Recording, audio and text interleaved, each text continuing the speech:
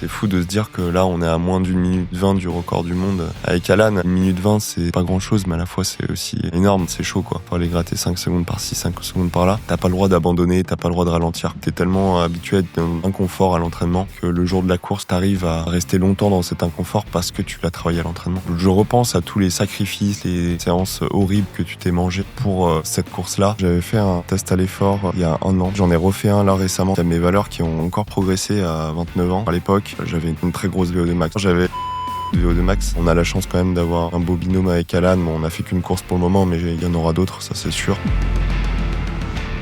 Eh ben, salut les athlètes hybrides, j'espère que vous êtes en pleine forme aujourd'hui, parce qu'on accueille un invité d'exception, un invité que vous étiez nombreux et nombreuses à demander.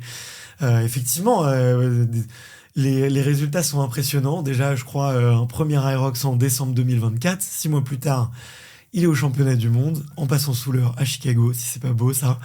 Il y a un gros background aussi en triathlon, donc on va parler aussi triathlon aujourd'hui. On s'est croisé à Nice, avec là où il a fait 2 très très beaux records, 2 très beaux temps. 56-56, je crois ça le classe 2e overall et premier en double avec un certain Alan Cao que vous connaissez tous. Et oui, c'est bien la personne de Quentin Garel. Salut Quentin, comment ça va ? Salut Bart. Bah, écoute, très bien, très bien. Je suis content d'être à Paris, de faire un petit crochet sur ton podcast et voilà, on va passer un bon moment. Bah ouais, c'est cool. T'habites où toi normalement ? Alors, moi j'habite à Antibes, dans le sud de la France, depuis 3-4 mois. Avant, j'étais à Lyon, en fait. J'ai toujours vécu à Lyon, j'ai fait toute ma jeunesse à Lyon. Et voilà, j'ai décidé de prendre la route du sud de la France. Ok, ça c'est quoi ? C'est pour rejoindre des copains triathlètes ? C'est pour Ouais, c'est la retrouver le qualité de vie, le soleil, le côté agréable du sud de la France pour les trainings et plein d'autres choses. Donc c'était cool. C'est cool. Et ça t'a pas donné envie de te remettre à nager ? Parce qu'à Antibes, il y a un sacré club avec des sacrés champions. Il y a un certain Alain Bernard, Florent Manodou qui sont passés par là. Désolé à tous les autres que j'oublie. Ouais. En tout cas, c'est un pôle d'exception. Ça t'a donné envie, là, t'es allé voir la piscine ? Ouais, carrément, il y a un joli bassin extérieur, 2 bassins de 50 mètres extérieurs. C'est incroyable le cadre qu'on a dans cette piscine. Avec vue sur mer. Avec vue sur mer et tout, donc ouais, non, trop cool. J'y suis allé 2-3 fois là depuis que je suis arrivé et ouais, non, c'est cool. Sur mes journées de récup, j'aime bien de temps en temps retourner nager un petit peu, faire des longueurs. La natation, c'est un super sport, hein, c'est un sport porté, il n'y a pas d'impact. Ça permet de détendre aussi les muscles du corps, tout ça. Donc ouais, j'adore encore aller nager de temps en temps quand j'ai le temps. Après, quand on est en période de grosse compétition, tout ça, c'est un peu plus compliqué. Mais ouais, sur les périodes un peu plus tranquilles, j'aime bien aller nager encore. Parce que toi, ça a commencé comme ça, il me semble. C'est ça. En fait, au tout début, j'ai commencé par la natation. Donc j'avais 5-6 ans. Ensuite, je me suis mis au triathlon vers 12 ans et c'est comme ça, quoi. Je suis venu à faire du tri, en fait, par la natation d'abord, au tout début. Ouais. C'était quoi tes distances favorites ? Après, Alors, entre 6 et 12 ans, t'apprends un peu tout, tu fais les gammes et tout, mais est-ce que t'avais déjà des petites préférences ? Ouais, alors dès le début, j'ai quand même préféré le crawl. J'étais quand même déjà pas mal sur le crawl. Après, je faisais un peu de papillon aussi, mais surtout crawl. Et puis, ouais, effectivement, quand t'es petit, tu vas pas au-delà de 100 mètres au début. Donc, ouais, je faisais plutôt moi, j'étais déjà un peu en diesel, hein, franchement. Dès que depuis tout petit, j'avais du mal à être très, très explosif. J'avais pas cette rage qu'avaient d'autres petits nageurs sur des courtes distances. Donc 50 mètres, j'étais pas très fort, mais par contre sur 100 mètres, je commençais à me débrouiller. Sur la deuxième partie de course, on va dire que je remontais un peu. Donc ouais, voilà, plutôt du long et sur du crawl. Et c'est du coup comme ça aussi que je suis venu au triathlon, hein, quand j'ai vu que le triathlon c'était du crawl, un peu du long avec aussi de la course à pied et du vélo. Je me suis dit trop cool, ça peut être sympa ce sport. Est-ce que tu penses que pour un enfant, c'est le meilleur sport pour développer la VO2 max jeune ? Franchement, j'ai l'impression que je crois qu'il y avait Lance Armstrong qui avait commencé par la natation aussi. Enfin, il y en a beaucoup. Vincent Louis qui a commencé par la natation avant de venir au tri. J'ai l'impression qu'il y a quand même plusieurs cas d'école d'athlètes un peu stratosphériques qui ont commencé par la natation jeune. C'est vrai que la natation, c'est un super sport. Alors déjà, ça a la particularité d'être un sport très technique. Donc en fait, je pense que tu vois, c'est un peu comme l'anglais. Si tu pratiques pas très très jeune, derrière, tu vas prendre plus de temps et plus galérer à l'apprendre plus tard. Donc je pense que c'est vraiment super important d'aller mettre son enfant à la natation assez jeune. Je pense que c'est un des sports un peu indispensables. Au moins avoir les bases et savoir nager quoi, pour pouvoir aller à la mer ou à l'océan sans stresser de se noyer. Ou voilà, même d'un point de vue, effectivement, comme tu disais, VO2 max, etc., développement des capacités cardio-respiratoires, c'est un super sport. Ça développe aussi la masse musculaire, hein, clairement. C'est un sport qui quand même... sans violence. Voilà, en plus, sans violence, c'est ça. Donc ouais, non, c'est un super sport pour commencer. Et puis le triathlon aussi, dans le prolongement de la natation, c'est aussi un sport super complet. Donc ouais, non, je pense que la natation, c'est très très bien pour les enfants. Ouais. T'arrives encore, toi, à progresser sur ta VO2 max? Parce que tu as dû la développer à mort jeune. Tu vois, tu me disais, ouais, t'as fait des Coupes d'Europe en junior en triathlon, donc t'es quand même arrivé à moi, le niveau que j'appelle semi-pro, c'est-à-dire que t'es pas professionnel, mais tu t'entraînes comme un professionnel. Ouais. T'as quasiment tout la sphère professionnelle qui est autour de toi, enfin, t'essayes de faire au maximum, mais t'en vis pas et t'as un rythme de vie à côté. Ouais, du coup, est-ce que tu penses que tu t'arrives encore à développer ta VO2 max? Ouais, carrément. J'ai été surpris récemment là. Donc en fait, j'avais fait un test à l'effort il y a pile un an, en février 2025. Et en fait, j'en ai refait un là récemment, il y a à peine 3 semaines. Et en fait, il y a mes valeurs qui ont encore progressé à 29 ans. Enfin, c'est assez fou. Je pensais pas. Après, quand je faisais du triathlon, j'avais fait déjà un test à l'effort à l'époque.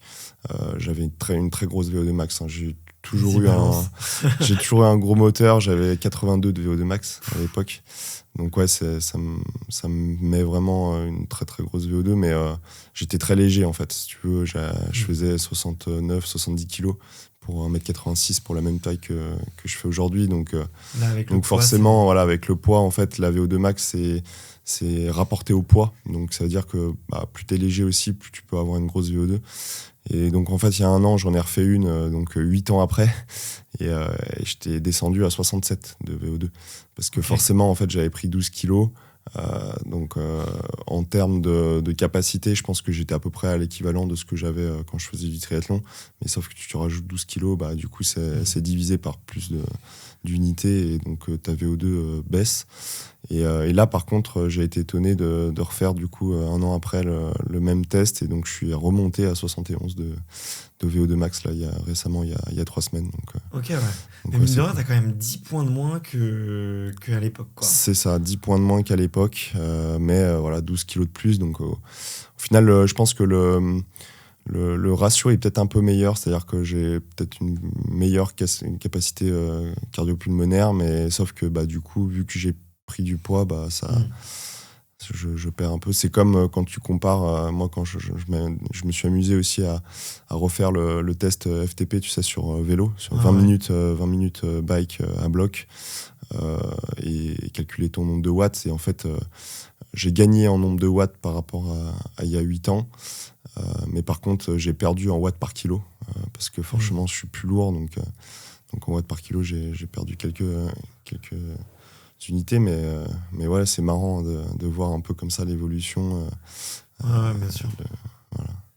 C'est vrai que je trouve même les sport scientists, tu vois, à l'INSEP ou dans les cercles de performance, tu vois, ça leur fait bizarre, tu vois, d'avoir un peu ces nouveaux physiques qui veulent tester leur seuil, leur VO2, leur VMA, où ils n'ont pas l'habitude de ça. Et je pense qu'il va y avoir des nouvelles données, en fait, qui vont être potentiellement phares, tu vois, ou une autre façon de les lire pour justement ramener tout au poids, ramener tout à ta capacité musculaire, parce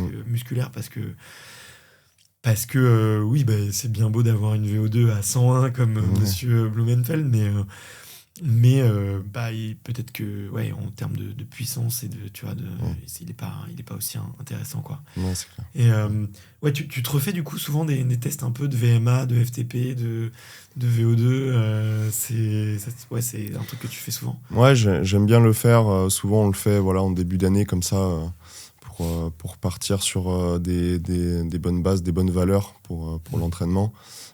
Là, donc, ouais, j'ai fait le test sur tapis. Donc, ouais, j'ai eu ma VO2, mon seuil 1, mon seuil 2, ma VMA.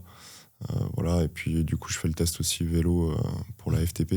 Ouais, c'est toujours intéressant de voir un peu aussi l'évolution. Et là, donc, par rapport à il y a un an, c'était marrant parce que du coup, j'ai perdu en VMA. Donc, j'ai perdu 0,5 km/h de VMA. Ok. J'avais 21,5 l'année dernière. Je suis passé à 21. Mais par contre, j'ai gagné sur mes deux seuils. Donc c'est hyper intéressant. C'est-à-dire que mon seuil 1 est monté. Donc seuil 1, la limite dans laquelle tu es encore en zone 2, quoi, en endurance fondamentale. J'ai gagné 0,5 km/h et le seuil 2, pareil, il a augmenté un petit peu. Donc c'est cool. Ça veut dire que on valide aussi pas mal de choses qu'on a travaillé à l'entraînement. Ouais, ça valide pas mal de choses. C'est toujours intéressant. Et puis même d'un point de vue aussi, par exemple, dépenses glucidiques, c'est intéressant aussi. Ah ouais, tu regardes ça? Ouais, je regardais un petit peu. Après, voilà, c'est simplement par, par curiosité et savoir voilà, s'il y a eu aussi des évolutions par rapport à ça. Forcément, on est des profils qui dépensent beaucoup. Enfin, je pense qu'on se fait un 10 km, on va brûler beaucoup plus de calories quand tu fais 82 kilos que quand tu as un profil de pur coureur qui sont souvent beaucoup plus légers. Donc faut quand même faire attention à ça, de bien avoir sa dépense glucidique à l'heure et pour pas tomber. C'est dans les mêmes tests que tu l'as fait, ça? Ouais, c'est dans les mêmes tests. En Ok. fait, c'est le test sur tapis qui permet d'avoir toutes ces valeurs-là. Donc en fait, à différentes allures références, tu peux savoir ton gramme de glucides dépensé par heure. Je crois que c'est par heure que c'est indiqué. Ok. Et donc c'est marrant, ouais, parce que du coup, par exemple, typiquement, voilà, quand je fais des sorties longues à pied, des fois qui vont jusqu'à 1h30, c'est toujours intéressant d'aller prendre un gel au bon moment et pour pas tomber en hypoglycémie, quoi. Ouais, ok. Tu te fais, tu fais pas plus d'1h30 en course à pied? Non, ça m'arrive très rarement et de plus en plus, j'essaye de faire quand même plus mon gros volume à vélo. C'est vrai que là, de plus en plus, j'inclus le bike erg dans ma préparation parce que en fait, je me rends compte que, mine de rien, voilà, on est des profils quand même, des coureurs Hyrox, on est quand même assez lourd. Du coup, ça crée beaucoup d'impact sur le run. On court fatigué aussi. On court fatigué, c'est exactement ça. En fait, souvent, quand tu vas faire ta sortie longue la veille, tu t'es fait soit un compromise run ou soit une muscu bas du corps où tu t'es arraché les jambes. Donc, ouais, c'est toujours intéressant d'aller faire son volume quand même, enfin, une partie de son volume à vélo pour décharger un peu les articulations, tout ça.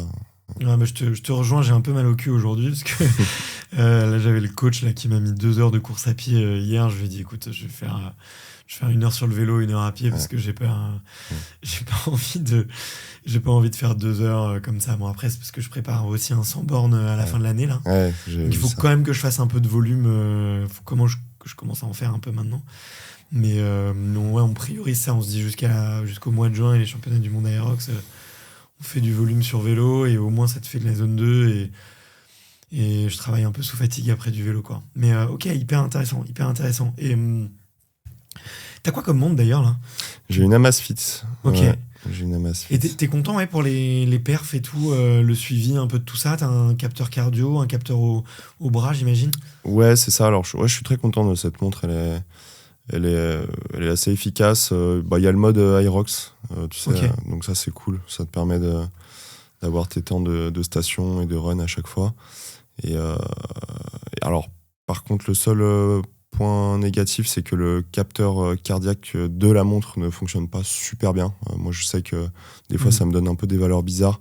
Du coup, je mets la plupart du temps mon brassard. Voilà, c'est ça, mon brassard au bras qui est relié en Bluetooth. Donc Ok. Donc voilà.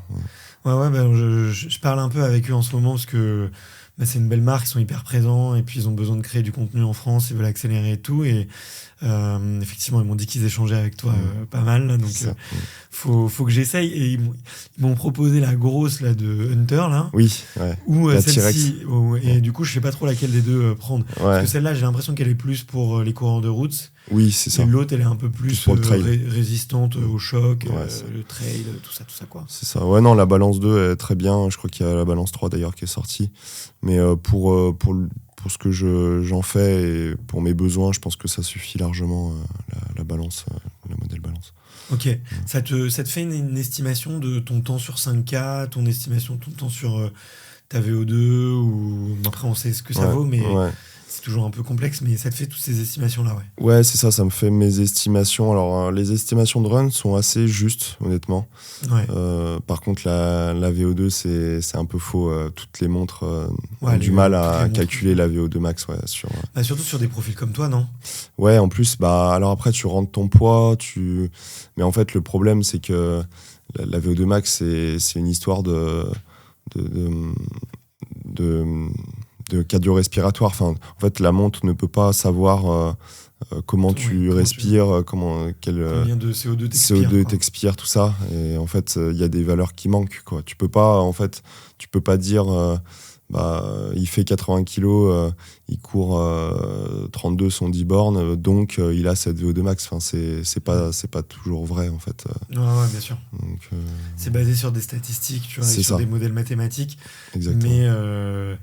Mais que les athlètes amènent souvent à déformer, quoi. C'est ça, exactement. Ouais. Ok, hyper intéressant. Écoute, en ce moment, je m'y mets. Là, j'ai fait quelques tests d'effort. C'est vrai qu'on apprend beaucoup sur soi, je trouve. Moi, j'ai appris que justement, j'avais une bonne VMA, mais pas bon seuil, tu vois. Il faut que je bosse, tu vois, alors que bon, on fait que ça. On fait que ça. Mais j'étais content, je t'ai rassuré parce que j'ai fait...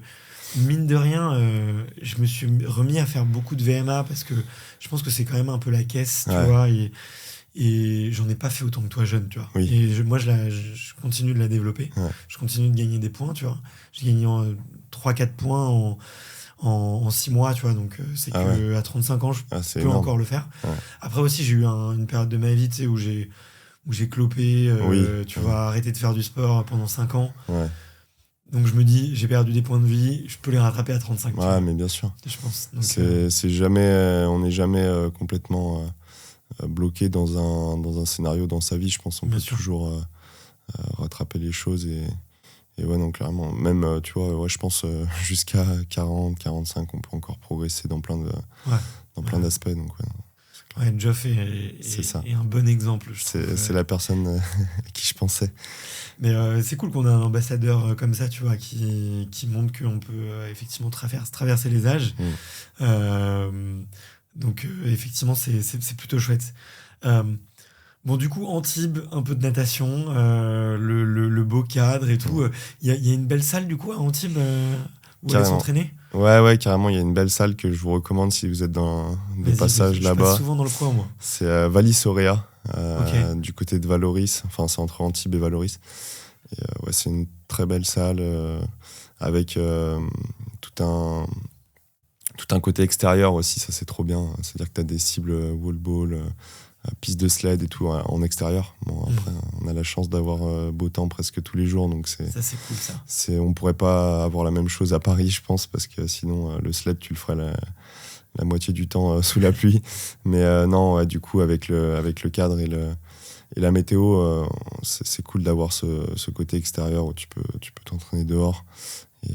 Et oui, tu as un parcours de run de 350 mètres autour de la salle. Donc, c'est-à-dire que tu fais 3 tours, tu as fait tes 1000 mètres. Donc, pour des simulations, des trucs, c'est trop bien.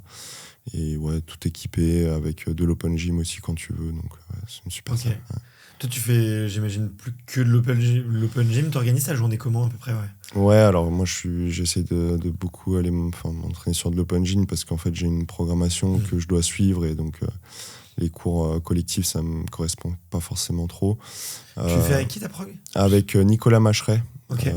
Voilà, c'est super coach. Je lui lui ai fait une petite dédicace. Et ouais, du coup, ça fait 1 an qu'il m'accompagne. Et je suis très content. Il m'a fait énormément progresser. Donc voilà, toutes mes performances lui reviennent un peu en partie. Et donc, ouais, par rapport à ta première question sur mes journées, alors c'est un peu la course tout le temps. C'est un peu compliqué avec mon métier aussi à côté parce que j'ai pour le moment pas la chance d'être athlète full-time. Mais donc, ouais, j'essaie de m'organiser souvent une première session entre midi et 2. Voilà, c'est le moment où souvent je vais plutôt aller faire muscu ou du conditioning ou ce genre de choses.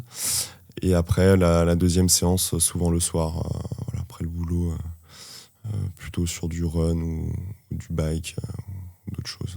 Voilà. Ok. Ouais. Et tu doubles quasiment tous les jours ? Presque tous les jours, on va dire. On va dire que les journées easy, ça veut dire que je vais aller, par exemple, tu vas faire peut-être 50 minutes de footing le midi et après du bike tranquille en zone 2 le soir. Et sur les jours, les hard days, ça peut être soit double seuil ou soit une muscu plus un seuil ou ce genre de choses. Tu fais seuil le midi et re-seuil le soir. Ouais, par exemple, ça peut être ça. Ouais, ça peut être ça. T'as un exemple de journée avec les 2 séances là Une grosse journée qui m'a bien fait mal là, assez récemment, c'était j'avais le midi, j'avais un compromise run, tu vois, un truc bien violent avec des enchaînements de run à haute intensité, ça veut dire des relances en fait, donc 400 mètres où tu pars à 3,10, 3,15 pour aller travailler le double en fait, c'est une spé un peu double. Et puis après t'enchaînes avec des 20 mètres de burpees très explosives, des fentes, tout ça. Et avec quand même une bonne récup, parce que du coup l'objectif c'est d'être vraiment explosif, de partir très fort. Et ça, un nombre assez important de répétitions. T'avais 2 blocs en fait, un premier bloc 4 rounds et un deuxième bloc 4 rounds aussi. Et le soir, derrière, fallait aller se refaire une intensité à pied avec des enchaînements c'était d'abord un bloc VMA, donc je crois que c'était 4 x 400 VMA, enfin, ou 97% de VMA, avec une bonne récup, et ensuite t'enchaînais par 6 x 1000 allure seuil. Ce qu'on aime. C'est ce genre de journée, là, tu te dis, t'es content de les finir, quoi. T'es rincé à la fin. Ouais. J'ai fait une séance la semaine dernière, franchement, je l'ai bien aimé. Ouais. C'était 3000 mètres allure semi. Ok. 6 x 300, ouais. 100% de VMA. Ok. 200 mètres de récup, enfin 100 mètres de récup à chaque fois. Ouais.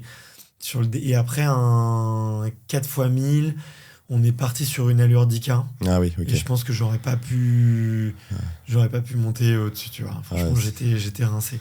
Et en fait, les 3000 que tu fais au début en allure semi, ça te crée une bonne fatigue. Ouais, c'est ça. Et après, tu remets la VMA dessus et tout, c'est pas mal. Ouais, là, je crois que j'ai à peu près ta séance mercredi. Là. Ah ouais, trop cool. Ouais, c'est intéressant de coupler un peu comme ça des différentes allures sur une séance à pied. Tu vois, moi, typiquement, là, l'idée d'enchaîner des 400 allure VMA avec des 1000, c'est que en fait, sur tes 400, tu crées un peu d'acide lactique, tu fais monter un peu l'acide lactique. Et derrière, en fait, faut maintenir une allure seuil avec justement les jambes un peu lactiques. Et c'est hyper intéressant pour l'aerox et pour ce genre de sport. Ouais. Juste pour clarifier, alors moi, j'ai de la chance parce que grosso modo, mon allure seuil, c'est l'allure que je peux tenir 45 minutes, donc c'est très proche de mon allure 10K. Toi, elle va se trouver... Toi, vu que tu dois avoir un 10K qui doit être stratosphérique, je crois que tu en as fait un il n'y a pas si longtemps que ça en plus. J'en ai fait un à la prom classique, il y a 1 mois et demi. Ouais. Et t'as fait combien ? 32,48. Putain. Chapeau, mec, bien joué, franchement, respect. Du que t'as un 10K stratosphérique, du coup, ton seuil, il va te permettre de tenir 15 bornes, en fait. Alors, mon seuil est un peu en dessous de mon allure 10K, du coup. Ouais, okay. Mon seuil, mon seuil se situe entre mon allure 10K et mon allure semi. Ouais, c'est ça, ok. Ouais. Parce qu'en fait, du coup, mon allure 10K, c'est plutôt 3,15, 3,16 au kill. Et mon seuil, je dirais qu'en ce moment, je suis plus à 3,25. Ok. Et donc en fait, ouais, mon seuil est plus proche de mon allure semi que mon allure handicap. Ouais. Ok. Parce que bon, pour les athlètes du commun des mortels, tu vois, les temps s'allongent. Donc tu C'est vois, ça. les gros écarts, vous, ça se joue à 5 secondes près. Ouais. Donc c'est pas toujours évident. Ouais, c'est clair. Et juste pour avoir un référentiel, du coup, à Nice, tu cours en combien le solo en moyenne et en duo, vous le courez en combien pour qu'on ait un peu tu as le référentiel? Ouais. Alors le solo, je crois que je cours aux alentours de 3,35 par kilomètre. Donc tu vois, Donc t'es plus lent, légèrement plus lent que ton seuil, quoi. que mon seuil et que mon allure semi, ouais, au final. Et puis en fait, moi, mon allure solo, c'est un peu une moyenne de mon allure semi et mon allure marathon, en gros. Ouais. Et puis le double avec Alan, donc on a couru en 3,20 et quelques, je crois 3,20, 3,22. Et là, par contre, ouais, on est en dessous de mon allure seuil. Donc là, ça fait des grosses allures, quoi. Après, t'as de la récup, hein, t'as de la récup par rapport au solo, mais ouais, le double, c'est violent. C'est violent. Ouais. Bah, franchement, vous m'avez impressionné. Je t'avoue que je pensais que tu serais devant Alan sur les runs. Ah ouais. Puis moi, bah, je sais pas, je te voyais, j'avais regardé un peu les chiffres, j'avais le mémoire que tu étais peut-être légèrement meilleur runner que lui. Après, bon, ça se joue à vraiment pas grand-chose et vous êtes tous les deux excellents, quoi. Euh, mais, euh, mais ouais, ce jour-là, vous m'avez tous les deux impressionnés parce que, bah, effectivement, Alan, il a pris un peu la course à son rythme. Mais toi, t'as pris beaucoup de stations en premier, il me semble. T'as pris un peu plus le relais sur les stations, Ouais. quoi. En Donc fait, c'est pas la strat que, tu vois, du peu que je vous connais, je connais un peu mieux Alan que toi pour l'avoir rencontré plusieurs fois, mais c'était pas la stratégie d'instinct que je vous aurais donnée, quoi, tu vois. ouais, en fait, la stratégie, en gros, avec Alan, c'était de se dire que en fait, je prenais plutôt le lead sur la première partie de course et lui plutôt sur la deuxième partie de course. Parce que c'est vrai que je suis plutôt un profil qui aime partir vite. C'est vrai que souvent, j'aime bien être en tête dès le début et mener un peu la course dès le début. Donc, et puis alors que Alan, il a plutôt ce côté où il finit très bien ses courses avec des bonnes dernières stations. Et donc, ouais, l'idée, c'était ça, c'était que je parte un peu plus fort au début. Donc le ski, c'est moi qui finis et les deux sleds, c'est moi qui commence. Comment c'est qui finit Non, alors je commence le push, il finit, et je commence le pull et il finit, mais du coup le pull, en fait, celui qui commence, c'est plus dur entre guillemets parce qu'en fait il tire quand c'est loin. Bien donc sûr. t'as plus de difficultés et en Oui, fait ça a rien à voir. ouais, ça n'a rien à voir. Et en fait, à partir des burpees, là on sait que Alan, c'est son gros point fort, les burpees, donc là je lui ai laissé un peu plus de stations. Mais en fait, je pense qu'effectivement, avec Alan, on a un profil complètement différent. Mais du coup, on se complète très bien parce que lui, il a plutôt un côté explosif. Il vient du tennis sur des relances, des trucs très forts. C'est-à-dire que souvent, sur le double, là, ce que j'ai ressenti, en fait, c'était qu'il me mettait dans le mal sur les 300 premiers mètres de run, en fait. Sur la relance directe à prestation, il arrive à tout de suite se remettre à 3,20 au kill. Ça se voyait un peu. Voilà, c'est ça. Ouais. Et en fait, moi, j'ai un peu plus de mal, tu vois, à me mettre à cette allure-là tout de suite après la station. Il me faut peut-être un petit tour pour faire redescendre un peu le cardio. Et par contre, quand je suis lancé à une certaine allure, j'arrive plus à tenir, tu vois, mon allure seuil. Donc en fait, une fois que voilà, je suis arrivé, que j'ai pu souffler un peu 300 mètres sur la deuxième partie du run, là, j'avais pas plus de soucis en fait à le suivre parce qu'en fait, on était arrivé à mon allure plateau et en fait là ça allait. Donc ouais, c'est vrai que du coup on a un profil complètement différent, lui plutôt explosif, moi plutôt diesel, et je pense que effectivement par exemple sur le 10 km, en fait moi tu me lances à 3,15, je peux tenir du coup pendant 10K comme ça hyper régulier, mais par contre si tu me demandes de faire des variations d'allure, tu t'arrêtes, tu fais des burpees, tu repars à 3,15, tu t'arrêtes, c'est là que je vais avoir un peu plus de mal. Et c'est ce que je travaille beaucoup parce que en fait en Aerox t'as besoin de ça justement. Ouais. Mais donc voilà, en gros c'était ça un peu l'idée avec Alan. Mais du coup c'est vrai que c'est intéressant parce qu'en fait on se complète très bien dans le sens où où en fait moi quand j'arrive sur la station, t'es bien en fait. je suis c'est bien. le moment où t'es bien. C'est le moment où je suis bien, donc en fait moi c'était plutôt intéressant que je commence les stations parce que j'avais eu l'occasion de récupérer sur la deuxième partie de run, et par contre lui qui est très explosif, qui peut repartir fort, il finit la station, il repart fort derrière sur les 300 premiers mètres de run. Et donc au final, de toute façon pour faire un chrono de 50-02, je pense que il faut que ça se passe plutôt bien, et je pense qu'on n'a pas trop fait d'erreurs sur la stratégie. Mais ouais, c'est vrai que ça en a étonné plus d'un sur la stratégie qu'on avait mis en place, mais ça s'est plutôt bien passé, donc c'est cool. Ouais, bravo à vous. Et puis je trouve vous faites effectivement une belle paire assez complémentaire, tu vois, dans le style, dans l'approche, et ça a bien matché, quoi. En tout cas, il y avait une belle fluidité. Et toi, t'as eu pas mal de partenaires de double, dont un certain Dylan Scott, quand même. Ouais. Donc, t'as eu des partenaires de choix. Moi, j'ai l'impression, dis-moi ce que t'en penses, mais le retour que chante d'Alan, c'est quoi? Il met une intensité tout le temps, quoi, sur les transitions, sur les quads. T'as l'impression qu'il est toujours au taquet, et que même quand il est à son seuil, tu vois, et un peu à bout de souffle, il arrive quand même, tu vois, à être nerveux, à penser au truc, à être dans l'action. Et je pense qu'il est... Enfin, je sais pas ce que t'en penses toi, mais moi je l'ai toujours dit et je le pense, c'est que il est meilleur en double qu'en simple parce qu'il a ce talent d'être dans l'action, quoi, d'être dans le vigilant, présent, de relancer l'autre et tout, quoi. Ouais, je trouve aussi.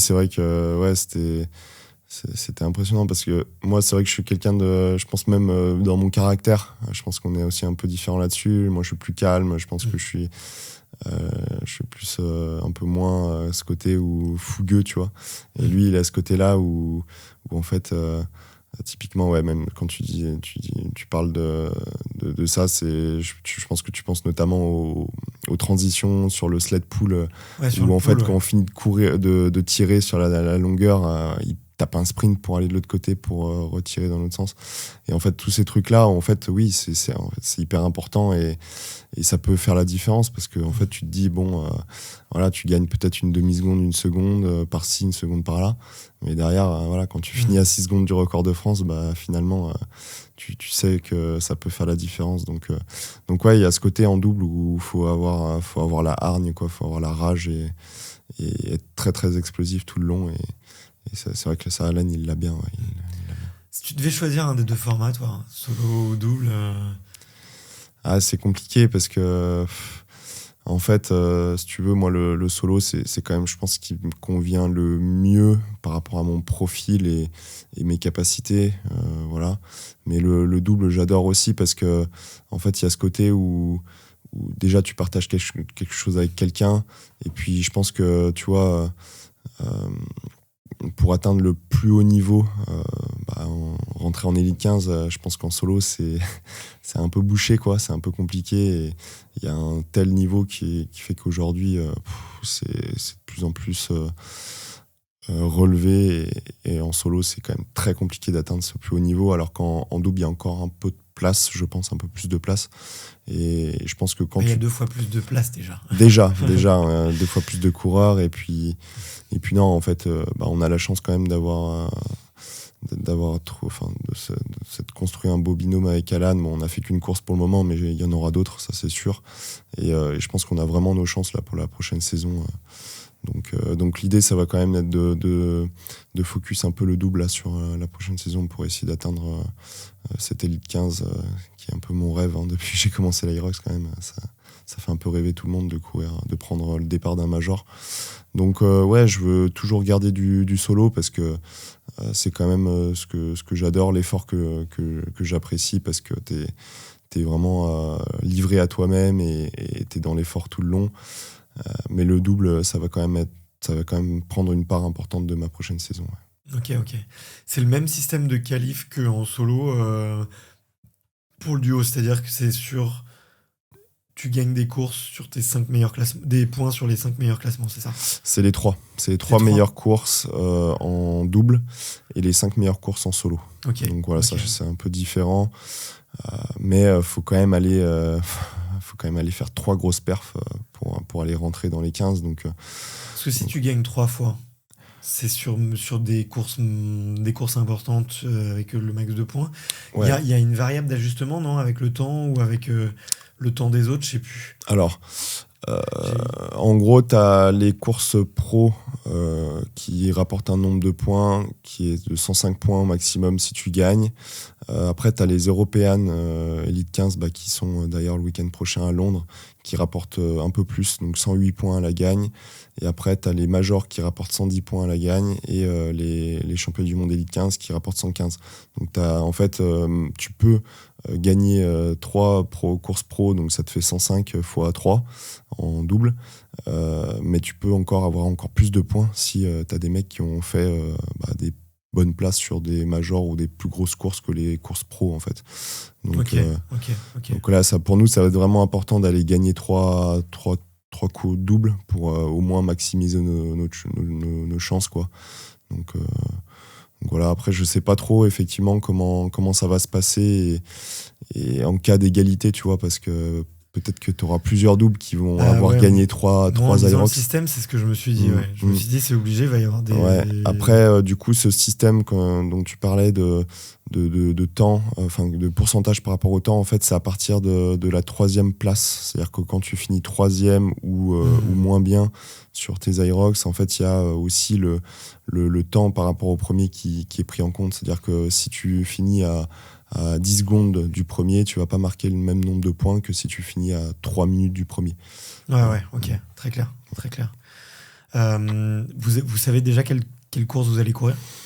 On sait pas trop encore. Est-ce qu'il y a un intérêt en fait à les faire vite pour tout de suite avoir les points et au moins tout de suite ranker les points et arriver vite dans l'élite 15 et du coup vite faire des majors et potentiellement gagner des points en plus, tu vois. Ouais. Là, l'idée c'est que sur la fin de saison, je pense que ça va être l'idée, ça va être de faire les max de points le plus vite possible pour aussi être serein sur la saison prochaine et se concentrer après sur les championnats du monde. L'idée là, c'est que là, on est début mars. Je pense qu'on va essayer de faire au moins nos 2 doubles manquants avant fin avril, tu vois. Comme ça, au moins, on est tranquille, on est serein pour les championnats du monde derrière mai. On va se concentrer chacun sur nos courses aux championnats du monde.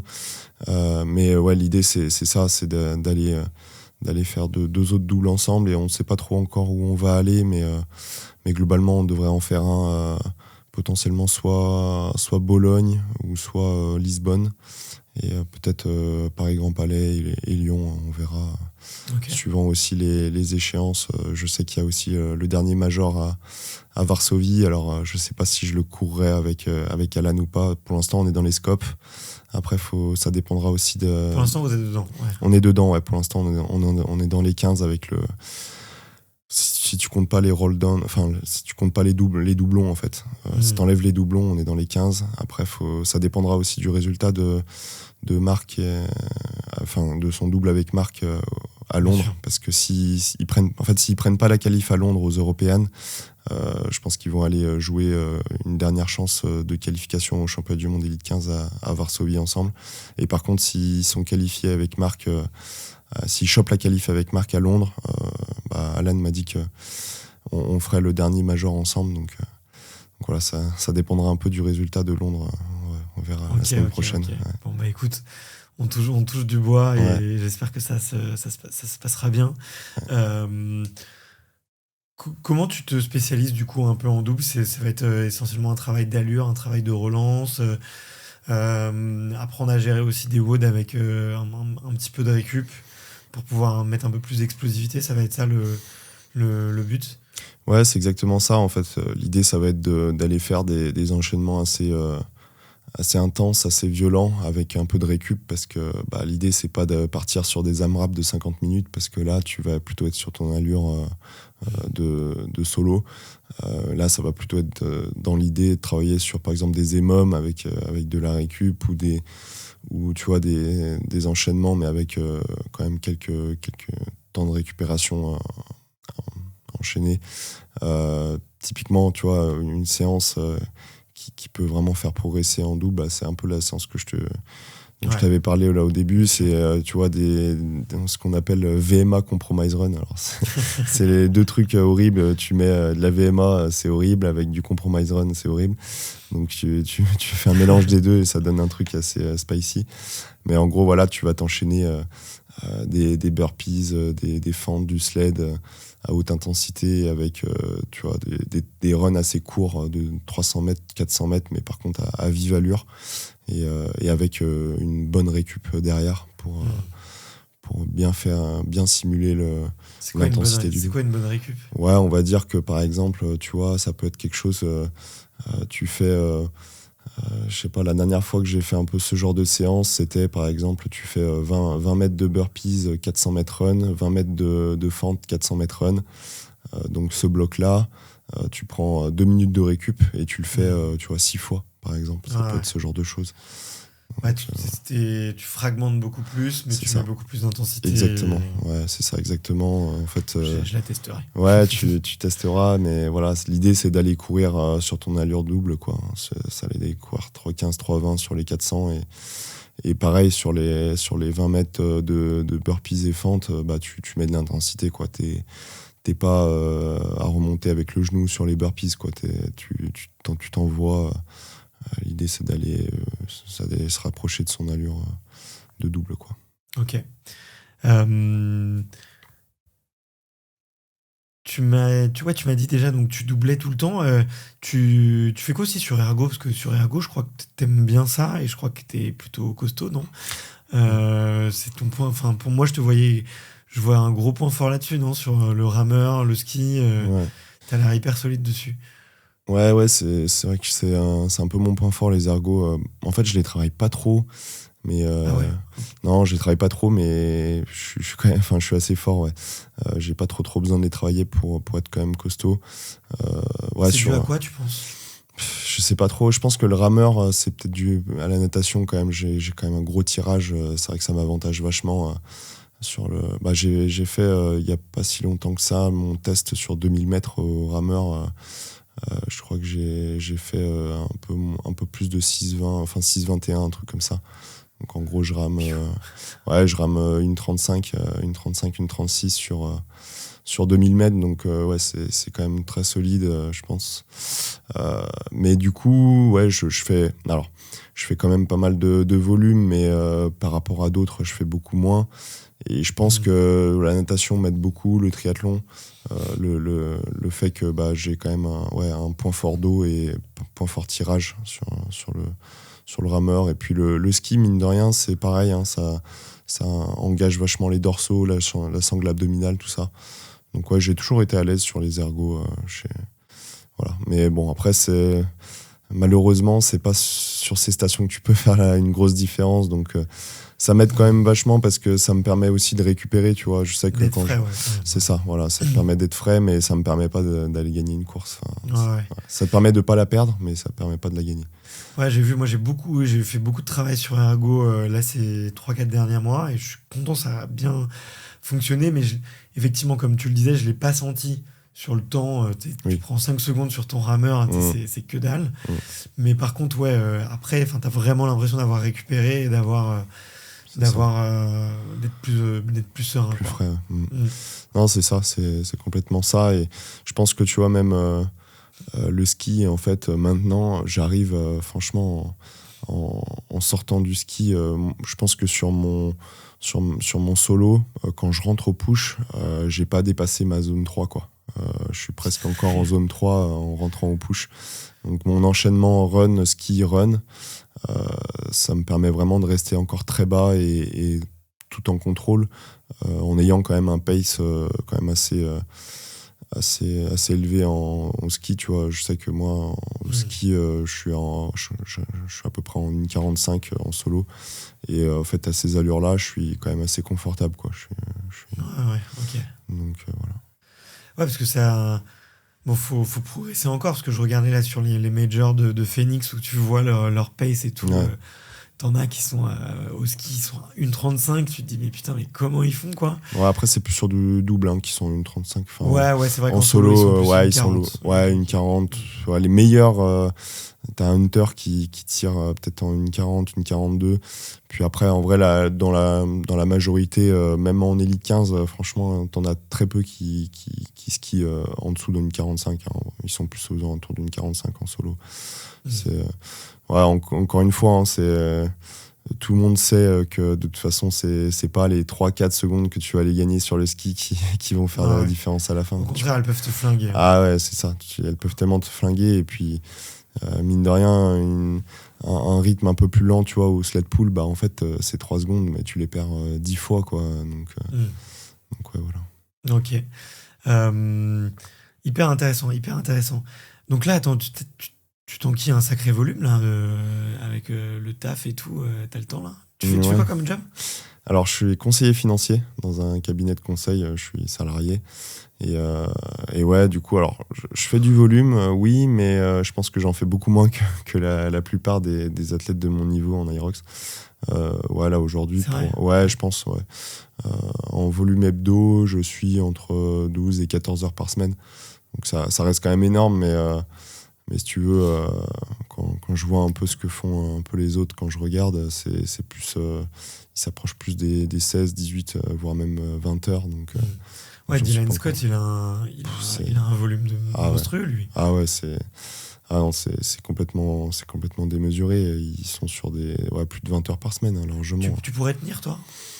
Je sais pas. Après, en fait, ils ont aussi beaucoup de volume à basse intensité. Dylan, lui, il me disait, il fait 2 heures de vélo tous les matins. C'est-à-dire qu'en fait, n'importe quelle séance il a dans le reste de la journée, le matin, il se lève 5 heures du mat, il va faire 2 heures de bike-air, quoi.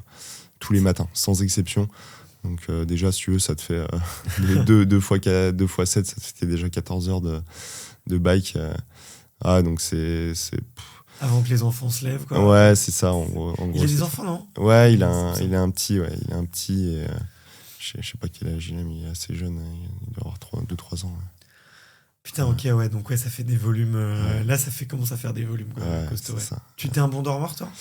Ouais, j'essaye de bien gérer mon sommeil et mon temps de sommeil. Après, je t'avoue que sur des grosses journées, c'est compliqué d'aller dormir. J'aimerais essayer de dormir 8 heures minimum, mais j'y arrive jamais, en fait. Je suis plus à 7 heures de sommeil par nuit. Okay. T'as les scores de sommeil, justement, là, sur Massfit? Ouais. Carrément, j'ai les scores de sommeil. T'en es content de ça? Ouais, c'est assez précis. Je suis hyper content, je suis hyper pas satisfait, moi, de mon ancienne montre sur la partie sommeil.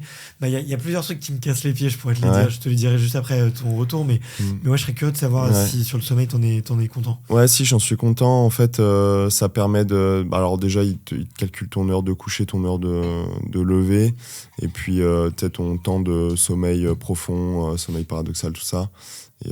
Et puis ton HRV, bon, c'est des valeurs un peu classiques qu'on a.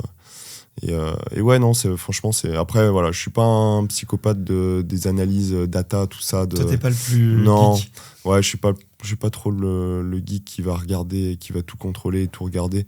En fait, je pense que c'est aussi des valeurs qui doivent pas forcément... Enfin, tu vois, par exemple, avant les courses, je regarde pas parce que en fait, ça va plus me stresser qu'autre chose. Tu vois, si je vois ma montre qui me dit putain, t'as mal dormi, ça va plus me mettre un coup de pression et se dire putain, fais chier, je suis pas en forme. Alors qu'en fait, si tu te dis dans ta tête que t'es en forme, bah, tu seras en forme, tu vois. C'est vrai. Donc, faut regarder, mais je pense qu'il faut pas non plus être dans le surcontrôle. Ouais. Je pense qu'il y a la force corporelle, l'énergie corporelle, l'énergie tout court, tu vois, puis l'énergie mentale aussi. Ouais, c'est ça. Et l'énergie mentale, elle peut faire beaucoup plus que des fois ton énergie corporelle, quoi. C'est clair. Et puis, ouais, en fait, toutes ces datas-là, je pense que t'as aussi un truc où ton corps est capable de faire abstraction de tout ça. Enfin, franchement, moi, les meilleures courses que j'ai faites, c'est presque les lendemains de nuit presque horribles où je dors presque rien. C'est vrai, tu dors mal avant une compète. Je dors pas toujours très bien, les veilles de compète. Je sais pas si c'est... Parce que normalement, je suis pas un profil qui stresse trop. C'est vrai que je stresse plus pour les doubles quand j'ai pas envie d'aller planter une course de mon partenaire que pour les solos. Tu sais, les solos, je me dis, bon, bah, au pire, si je foire ma course, ça n'impacte que moi, alors que les doubles, c'est un peu plus chiant. T'impactes aussi ton partenaire. Mais non, je suis pas quelqu'un de trop stressé de base. Mais voilà. Ok. Non, intéressant, mais c'est marrant parce que j'en parle avec pas mal d'athlètes, tu vois, et moi je leur dis toujours, on en rigole avec des potes, je leur dis, moi mon point faible c'est le sommeil, je suis pas un bon dormeur, je suis un peu comme toi, je stresse, je peux avoir une course, je peux être angoissé, je cherche toujours un peu, je cherche toujours à améliorer, tu vois, et puis à Paris, le sommeil, c'est pas ouf, tu vois. Il suffit que ta chambre elle donne sur la rue, c'est jamais terrible. Il y a quand même beaucoup de bruit. Donc ouais, c'est un truc que je cherche à bosser, à améliorer. Et c'est ouf, tu vois. Et j'ai l'impression qu'à très très haut niveau, c'est des très très très gros dormeurs ou des très bons dormeurs, quoi. Ils ont réussi à acquérir cette compétence-là de dormir parfaitement, de se conditionner pour entrer dans le truc, quoi. Non, c'est sûr. Bah, quand tu regardes, nous, après, c'est aussi la culture, tu vois, qui veut ça. Mais aux États-Unis, tous les athlètes, ils se couchent à 20h, 21h, quoi. Et par contre, ils vont se lever à 5h du mat et aller faire leur premier training à 6h. Moi, j'ai du mal, hein, franchement. Je suis pas du matin déjà de base. J'ai du mal à aller m'entraîner le matin avant le boulot. Et ouais, parce que je suis encore. Moi, jusqu'à 9h, je suis dans le coltard, quoi. T'as de la chance que les courses en pro soient plutôt le soir. Ouais, c'est clair. Comme les courses en open, tu vois. Ouais. Moi, j'en rigole avec des potes aussi, mais je m'enregistre aux courses au dernier moment. Ah ouais. Comme ça, je suis dans la dernière vague. Ok. Enfin, quand je fais des solos open, tu vois. Ouais, uniquement quand je fais des solos open. Et j'ai pas encore eu le courage de passer sur du pro, même si je le fais en double, tu vois. Et je me dis, ouais, j'ai pas envie de démarrer une course à 7h du mat. Ouais. Mais je sais que j'ai foiré ma course. Ouais, c'est clair. Moi, c'est un peu pareil, hein, franchement. La hantise d'être dans la première vague à 8h du mat, tu pars. Alors, déjà, en plus, si tu veux respecter ma routine, je mange au moins 2 heures avant, tu vois. Donc, ça veut dire qu'il faut se lever à 5h30. Puis, si tu as du trajet et tout, pour aller sur le site de la course, ouais, ça te fait quand même des. Si tu n'arrives pas à dormir avant 22-23 heures, ça te fait tu perds des points. Ouais. Tu perds des points, donc ouais, non, c'est clair. Moi, la plupart, ils aiment pas trop courir le soir comme ça, parce que justement, t'as ce côté aussi où quand même t'as toute la journée un peu de stress, d'attente et tout. C'est vrai que sur ça, c'est un peu chiant, mais par contre, sur la forme et tout, moi, j'adore courir le soir. Ouais. Ouais. Bah, moi aussi, je pense que je suis un peu plus du soir. C'est marrant, ce week-end, j'étais avec ma compagne, on faisait les tests de chronotypes, là, les ours, les dauphins, les machins. T'as entendu parler de ces trucs ou pas? Non. En gros, t'as les dauphins. Les dauphins, c'est ceux qui encaissent très bien le décalage horaire. Ah oui, ok. Tu vois, ils peuvent se coucher tôt, ils s'adaptent à leur partenaire. Ah oui, okay. Machin et tout. Les ours, c'est la population normale. Tu vois, 23h, 7h, ça va très bien. Les lions, c'est à 21h, il n'y a déjà plus personne. Et à 22h, ils sont au lit. Mais ils vont se lever très tôt. Et ils vont avoir beaucoup d'énergie. Et tout au long de la journée, leur énergie, elle va baisser. Elle va baisser. Et après, tu as les loups. Et les loups, c'est... entre 17h et 21h, tu as un pic de productivité ou un pic de créativité. Ou tu aimes bien t'entraîner entre 17 et 19, tu vois. Et moi, je suis un peu comme ça. Ouais, c'est ça. Moi, je pense que c'est pareil aussi. Après, du coup, t'as du mal à te coucher le soir. Enfin, forcément, quand tu te tapes une grosse séance à 18-19 heures, t'as encore l'adrénaline, tout ça qui est encore bien active jusqu'à 22-23 heures. Donc forcément, pour trouver le sommeil, c'est un peu plus compliqué aussi, hein, mine de rien. Quand tu t'entraînes le soir, c'est compliqué. C'est sûr. J'ai pas trouvé de recette miracle pour ça pour l'instant. Et tu surveilles un peu ton volume d'entraînement, soit avec des outils, tu vois, pour voir justement est-ce que la surcharge progressive, elle est à peu près listée et tout. Enfin, elle est à peu près constante et tout. Ouais, alors sur ça, la montre le fait aussi. Il propose ton évolution de la charge d'entraînement. Alors, ça doit être calculé par rapport à ta fréquence cardiaque sur les trainings, ton volume, etc. Donc, je regarde un peu ça. Puis après, ce que j'aime bien contrôler aussi, c'est mon volume de run.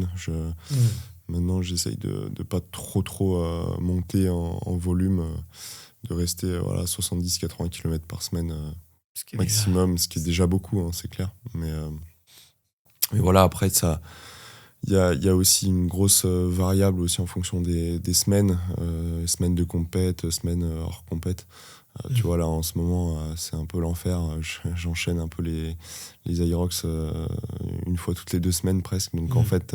Tu fais comment? Tu pars le vendredi soir, tu poses ta journée, tu pars le vendredi, tu gères comment? Ouais, alors ça dépend parce que ça dépend quel jour je cours aussi.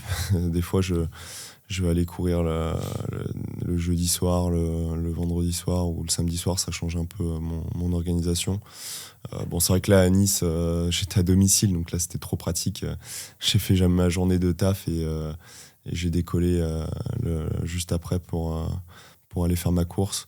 Mais sinon, là, en principe, j'essaye de partir la veille, quoi, parce que au moins, t'as pas le stress du trajet le jour même. Après, tout dépend, tu vois, quand c'est en France, quand c'est pas trop loin, que t'as 2-3 heures de train, c'est assez pratique, mais quand c'est un peu loin, c'est toujours cool d'arriver la veille. Et puis ouais, non, souvent, la plupart du temps, alors, le gros avantage que j'ai, c'est que je suis en télétravail. Je suis en full télétravail aujourd'hui sur mon taf. Donc ça me permet de faire mes journées un peu classiques, même les jours de course en fait. Ça m'arrive d'aller télétravailler toute la journée et en fait à 17h30 je décolle pour le site de la course et faire ma course le soir. Donc c'est vrai que ça a ce côté où au moins tu stresses pas parce que en fait tu te fais une journée classique de travail la journée. T'as pas le temps de remuer sur la course, de penser à ta course et de te faire des scénarios dans la tête. T'es concentré, t'es focus sur ton taf et en fait t'as pas le stress qui monte, donc ça c'est plutôt cool. Ouais. Ok. Et ouais, tu disais pas facile de gérer le volume d'entraînement aussi avec les courses qui s'enchaînent. J'ai l'impression que d'une rapide conversation que j'avais eue avec Alan, il me disait maintenant je fais même plus de déload. Toute l'année c'est l'entraînement et il n'y a plus de semaine d'affûtage parce que lui après il a besoin d'intensité aussi, je crois.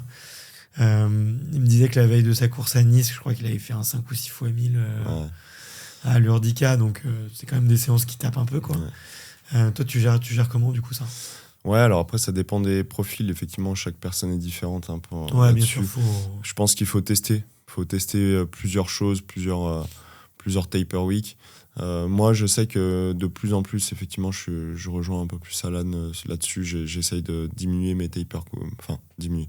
En fait, ne pas trop diminuer mon volume sur les taper week parce que tu te rends compte que quand tu fais des courses toutes les 2 semaines, en fait, sinon tout le temps sans récup, sans affûtage, quoi. En fait, si tu te prends une semaine de taper avant et une semaine de récup après, tu t'entraînes jamais, quoi. Donc là-dessus, faut quand même gérer ça. Après, moi, l'idée, c'est que je vais aussi prioriser les courses. C'est-à-dire qu'il y aura des courses qui seront en objectif numéro 1, où là, je vais quand même faire une taper, et des courses qui sont plus pour valider des choses et un peu des courses de transition, où là, je vais un peu moins... je vais presque pas faire de taper. Voilà, ça va dépendre un peu de... Ouais, j'imagine à Nice, tu t'as quand même levé un peu le pied. Ouais, à Nice, pour le double, c'était quand même un gros objectif. On voulait aller chercher un gros chrono et tout. Donc là, j'ai quand même bien levé le pied. Mais par contre, tu vois, typiquement, là, j'étais à Paris. Enfin, je suis monté à Paris pour le Breakfast Club, enfin les Winter Games. Là, j'ai presque pas fait de taper, quoi. J'ai juste pris le vendredi tranquille, mais sinon, je me suis entraîné dur jusqu'au jeudi. Donc, Ouais. Puis là, c'est pas une course officielle, donc il n'y a pas de... Voilà, il n'y avait pas non plus énormément d'enjeux. L'idée, c'était quand même de faire la course. Hein. On se donne à 100% toujours, mais voilà, les gros objectifs, ça va être plutôt Toulouse et Londres dans 2 semaines. Donc, Là, tu seras à Toulouse? je serai à Toulouse le jeudi soir et je prends l'avion et je pars à Londres pour aller courir à Londres le dimanche. Ok, tu fais quoi à Toulouse, toi, quoi à Londres? Alors, solo pro jeudi soir à Toulouse. Ok. Et le Donc dimanche. là, objectif podium, quoi. Ouais, podium, voire mieux. Ouais. J'en ai un peu marre des deuxièmes places, là. Deuxième à Turin, deuxième à Nice. J'aimerais bien aller chercher ma première victoire overall sur un Aerox. J'espère que ça se fera à Toulouse. Et à Londres, du coup. Et à Londres, du coup, solo. Solo open, ouais, parce que du coup, c'est les championnats d'Europe, donc c'est en open. Il y a une place qualificative. Non, alors ça, c'est sur la course Elite 15. En fait, c'est sur les européennes Elite 15. On est dans les scopes avec Alan, mais du coup, il l'a fait avec Marc. Voilà. Ok, d'accord. Mais en open, il n'y a pas des. Je crois que le double open, il est qualificatif, non? Non, pareil, en fait, t'as c'est pas un spot juste pour les championnats du monde? Normal. Non, en fait, alors non, je crois même pas. Je crois même pas que t'as deux slots. En fait, t'as vraiment 2 choses. T'as la course Elite 15 européenne, avec les 15 meilleurs européens en solo et en double, qui te donne une place pour les championnats du monde Elite 15. Ok. Voilà. Et après, t'as la course groupe d'âge, AG, en open, et qui là te laisse rien. Il n'y a pas de spot, mais c'est les championnats d'Europe, donc tu peux potentiellement les gagner, quoi. C'est ça, voilà. Donc là, le but, c'est d'être champion d'Europe en open. C'est ça. C'est ça. Okay. Il y aura du monde? Ouais, il y aura du monde. En fait, je pense que la plupart vont faire le doublé. En fait, ils vont aller enchaîner la course Elite 15 avec la course Open, je pense. Donc, à mon avis, tu auras des Tim Wenich, tu auras du Ronkovic en Open, là, je pense. Ouais, l'année dernière, ça de près, quoi. C'est ça, ouais. Je pense qu'il y aura des gros chronos, ça va s'approcher des 50 minutes en solo, je pense. Ok. Et c'est sur le parcours une boucle? Alors non, je crois pas que ce soit dans la même venue que l'Aerox à Londres qu'il y a eu l'année dernière. Ouais, non, c'est pas au même endroit. Ok. Ouais. T'arrives à bien récupérer, toi, quand t'enchaînes 2 courses de 2 jours d'affilée ou tu te fais tu lèves un peu le pied la semaine d'après et tout? Ouais. Parce que souvent, quand même, ça tape quand même sur le système immunitaire, je trouve, d'autant plus l'hiver, mais... Ouais, c'est vrai. Après, c'est vrai que, bon... les 2 dernières courses que j'ai faites, du coup, en fait, j'ai enchaîné 2 courses à chaque fois. Et en fait, j'ai fait 2 PR sur ma 2e course. Donc, en fait, c'est presque... J'ai presque envie de dire que c'est là où je fais les meilleures courses, quand je suis un peu fatigué d'une course la veille ou l'avant-veille. Donc ça, c'est assez bizarre. Comme quoi, ouais, c'est ça. Et puis sinon, ouais, les lendemains de doubler comme ça, j'essaye quand même de faire au moins 2-3 jours tranquilles avec de la zone 2, du bike. Tout ça, parce que c'est vrai que ça tape quand tu fais 2 courses. Après, bon, on sait que le double, il est plus violent niveau cardio, cardio-respiratoire, mais il est un peu moins violent musculairement que le solo, parce que voilà, tu te partages tout, donc forcément, tu as un peu moins d'impact. Mais ouais, le solo, ça laisse quand même beaucoup de traces, hein, franchement. Moi, c'est les fentes qui me laissent le plus de traces musculairement. Ah ouais, clairement. Les fentes, ça me casse la chaîne postérieure, les adducteurs, tout ça, ça me laisse beaucoup de traces. Ouais, donc voilà, je laisse le corps tranquille un peu 2-3 jours après les courses. Ouais, ok. Tu t'intéresses un peu à la partie préparation mentale? Ouais, je m'y intéresse. Après, je t'avoue que pour le moment, j'ai personne qui m'aide là-dessus, mais je me suis un peu renseigné un moment. Après, je pense que pour le moment, j'estime ne pas en avoir trop besoin. Je t'avoue que j'aimerais mettre d'autres choses en place avant ça, en priorité.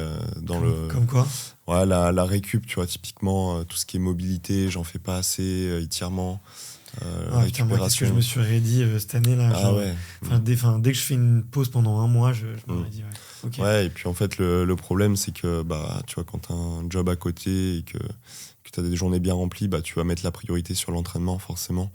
Et tu vas pas forcément prendre le temps de faire tout ce qu'il y a à côté. Donc ça serait ça le premier truc, mobilité? Ouais, je pense. Ouais, je pense que ce serait ça, mobilité, récupération, tu vois, essayer de faire plus de cryothérapie, de kiné, de presso, de massage, tout ça, ce genre de choses qui te permettent en fait d'enchaîner les grosses séances et d'enchaîner les jours d'entraînement.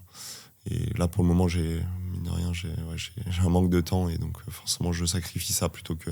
Je préfère aller faire 1 heure d'entraînement qu'aller faire 1 heure de mobilité, récup, tout ça. Ouais, mais c'est normal. Hein, c'est normal. C'est ça. Difficile de tout enchaîner, quoi. Et c'est quoi la petite phrase que tu vas te dire le plus souvent durant une course ? J'ai pas vraiment de... J'y repensais l'autre jour, mais j'ai pas de trucs qui me motivent ou qui me drive avant ou pendant une course. Mais moi, la seule chose que je me dis, c'est que en fait, je repense à tous les sacrifices, toutes les séances horribles que tu t'es mangé à l'entraînement pour justement cette course-là. Et en fait, c'est là que tu te dis, t'as pas le droit d'abandonner, t'as pas le droit de ralentir, quoi. C'est ça que je me dis, en fait. Tu vois, en fait, après, il y a un truc où t'es tellement habitué à être dans l'inconfort à l'entraînement que le jour de la course, t'arrives à rester longtemps dans cet inconfort parce que tu l'as travaillé à l'entraînement, quoi. C'est aussi, mine de rien, pour ça qu'on s'entraîne.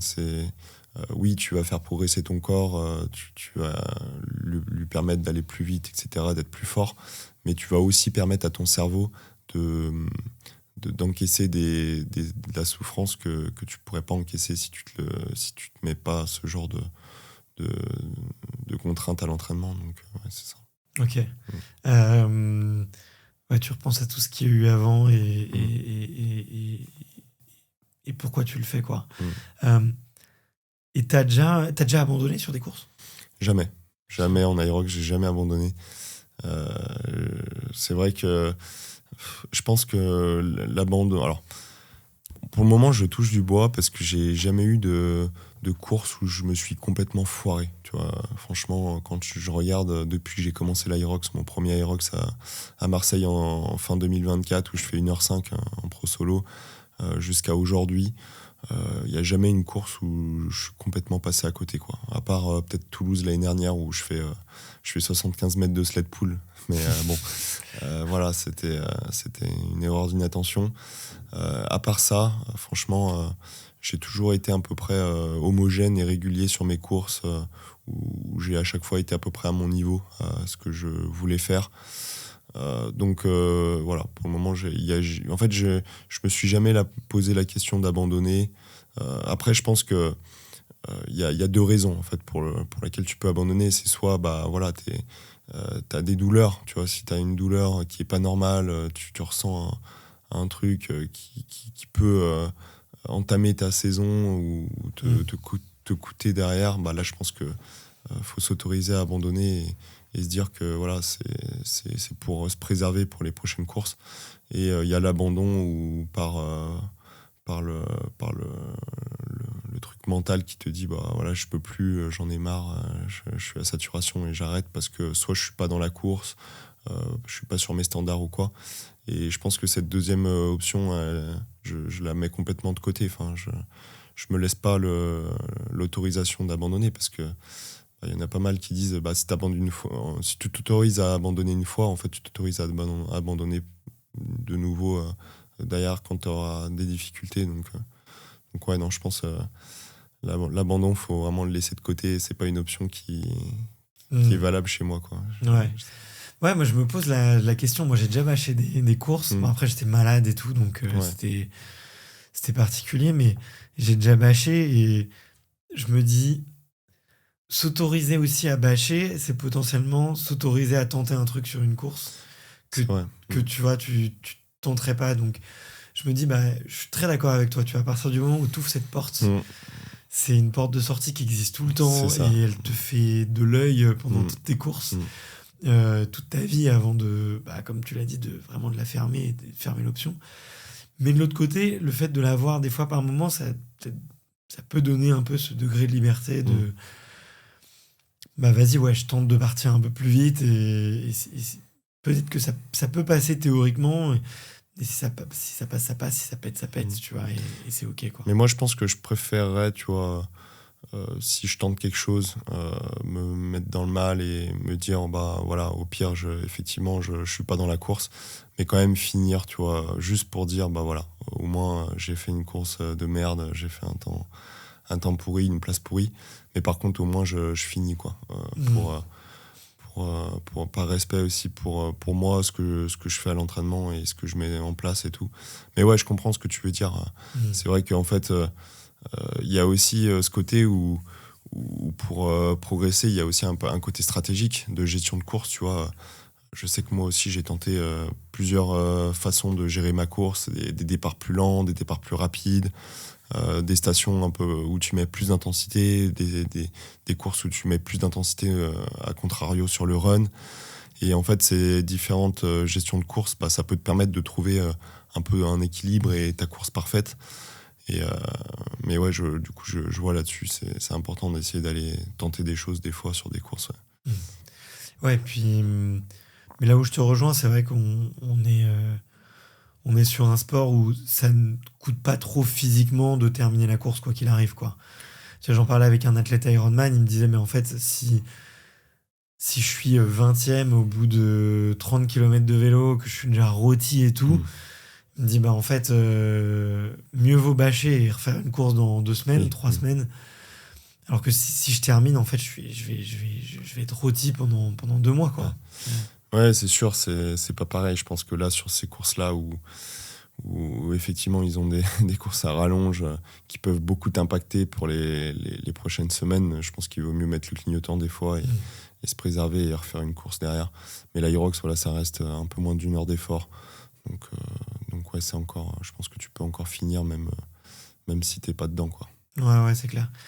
Si, hormis les formats Aerox, il y a d'autres formats là qui t'ont tenté un peu sur des ergos, sur des disciplines hybrides et tout. Tu regardes un peu ce qui se fait d'autre ou pas du tout? Ouais, je regarde un peu. C'est vrai que moi, c'est surtout les compètes d'ergo qui me tentent. Pour le moment, j'en ai jamais fait. Mais tu vois, typiquement, l'autre jour, je me suis fait un 10 km ski hack for time. Ok. En vrai, j'ai adoré ça. Ouais, j'aime bien. J'ai tourné une 49 au 500. Je pense que je suis pas trop mal sur ce genre d'effort. Et ouais, il faudrait que j'essaye de...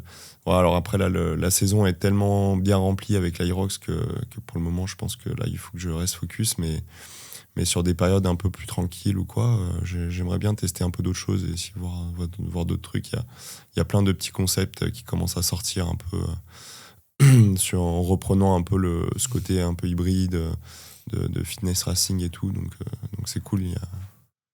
Ok. Mais effectivement, ouais, je te vois bien sur un 10, sur un 10 bornes. T'as déjà fait plus de volume, genre un 20, 30, 40 sur du ski ou du rameur? Non, j'ai jamais fait autant. Je crois que le max que j'ai fait, c'est 10 km, en tout cas sur de l'intensité, quoi, sur un fort time. Après, des fois, je fais plus, mais plutôt en zone 2. Ouais, mais je comprenais la zone 2 aussi. Ouais, voilà, c'est ça. Mais oui, bah, il y a un truc que j'aime bien faire. La dernière fois, j'ai fait quoi? J'ai fait. Tu te fais 20 km de bike erg, 5 km de ski, 5 km de row et 20 km de bike erg. Tu vois, je suis sur un format comme ça en zone 2. Tu vois, moi, j'avais mis une 45, une 50, 1h50. Donc, ça te fait 2 heures, voilà, de basse intensité en ergo. Tu te mets une série Netflix à ce moment-là, tu fais quoi, toi? Ouais, soit des petites vidéos à YouTube ou soit de la musique, quoi. Globalement, après, le problème, c'est que les ergos, ça fait beaucoup de bruit. Hein, tu vois, récemment, je me suis acheté un bike erg que j'ai foutu dans mon appart. Les voisins, ils tirent un peu la gueule. Ouais, ça fait beaucoup de bruit, hein, franchement. En fait, tu te rends pas compte quand t'es dans une salle parce que t'as le bruit de la salle et tout, t'as tout ça. Mais en fait, quand t'es dans le silence, tout seul chez toi, que tu commences à pédaler, ça fait un bruit. T'as la soufflerie, la ventilation du concept, ça fait quand même beaucoup de bruit. Ouais. Tu fais comment, du coup, tu te mets d'accord sur des créneaux où tu peux le faire? Ouais, c'est ça, j'essaie de pas trop le faire tard le soir, quoi. Ouais. Ok. Mais c'est vrai, c'est vrai. Bon, après, ouais, c'est vrai que si tu te remets la télé par-dessus pour les voisins, mais c'est quoi le mieux? D'avoir un gros film ou d'avoir un de l'ergot? Ok. Euh, tu penses que les records du monde, là, ils vont continuer de tomber encore et encore, là, indéfini? Je pense qu'ils peuvent encore être un peu améliorés.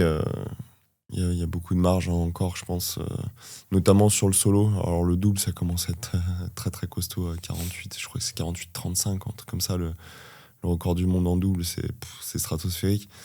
Après, vous pouvez vous dire que vous n'êtes pas si loin. Ouais, c'est clair, t'es pas si loin. En fait, c'est vrai que c'est fou de se dire que là, on est à moins d'une minute, enfin, on est à 1 minute 20 du record du monde.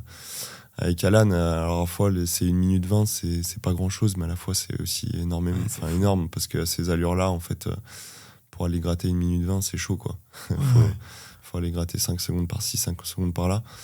Non, mais après, au-delà des chronos enfin, du record du monde qui va peut-être descendre, c'est aussi la densité qui va augmenter, enfin, qui augmente.